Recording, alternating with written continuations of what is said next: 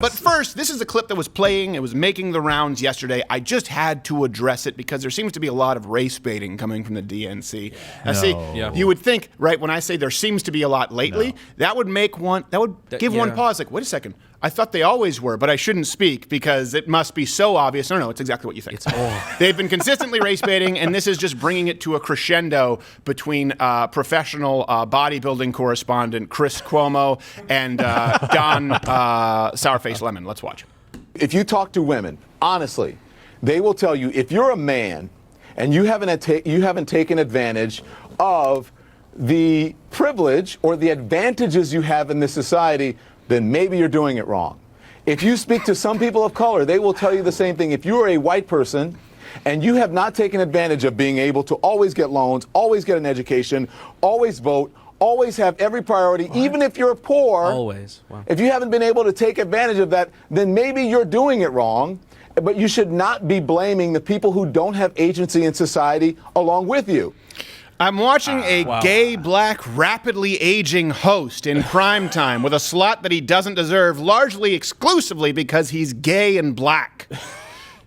Alongside, always in a split screen with a man who has a primetime slot solely because of his brother. He's the lesser Cuomo. He's the entourage Dylan of Cuomo's. Yes, he is. If you're not taking advantage, you're doing it wrong. Well, hold on a second. White people can always get a loan, even if they're poor. What if your credit is shot? What do you really think that if you apply for a loan and now you can do these things online? You can go. When I go into the bank, by the way, I go into the bank. I don't understand what they're doing. It doesn't matter how much money I have with the bank. I go in, I say, hey, but I have all this money in these accounts with you, and could I get an extension of the line of credit just for it? And they go, no.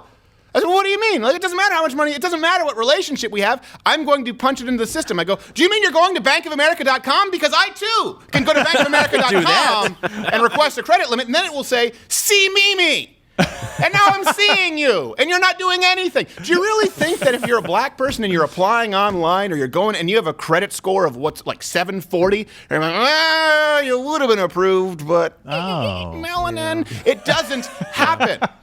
No, this has to be a segment on the stupid things that people say that are untrue, right? That's what he's got to be saying to us. Like, hey, there's these morons out there that say this, and here's what they say. But no, this is Don Lemon saying that this is gospel. You know what he's referring back to? Redlining, which was like in the 60s. Yeah. I'm bad at math. Bill, check that's me. not what he's referring to. 60 that's not years what he's ago? referring to. He just listed a whole bunch of things. I know, he listed those things. That's the last time that there was a concerted effort. Do you know what happened when they had the financial crisis and meltdown? They said that banks were actually lending too much to black people who couldn't afford it. Yes. Now we've gone full circle and saying they're not lending to them at all. At all. It's never happens. What, are you kidding me? But they are giving loans to every white person. Yes. What happened to predatory loans? It's that predatory lending. Haven't you guys seen The White Bank? Predatory lending? You ever hear that? It's like, what is let's break that down for a second, dummy. What is predatory lending? It's where these people who lend money, they usually lend money to get it paid back, with interest. So that's how they make money. Yes. So they make money by giving loans out that are paid back with interest. Right. But then they find people who they know can never pay it back, and they give them the money. Well, then how do they make money? Because these are guaranteed by the government, and the government forced them to. The government pressured them, saying, you are going to lend to people who have no business paying it back. You're going to give them homes right now. You can look at Dodd-Frank, Fannie Mae, Freddie Mac. This is what happened with predatory lending, and then they started packaging them up, and you can watch The Big Short. I get it. I like Steve Carell, too. But the point that they don't tell you, businesses, if there's no incentive to make a profit, if your business is lending money so that someone pays it back and then some, and they can't pay it back, it doesn't make any business sense. Outside of the fact that we had people in the federal government who decided to be social justice warriors in chief who made sure that banks were lending to people who couldn't pay it back. This predatory lending. It's the stupidest thing. Anyone who lets the words predatory lending leave their lips deserves to be roasted with their own Christmas turkey, with a stake of holly driven through their hearts. And it's so divisive. Think about this. There's some white kid out there right now.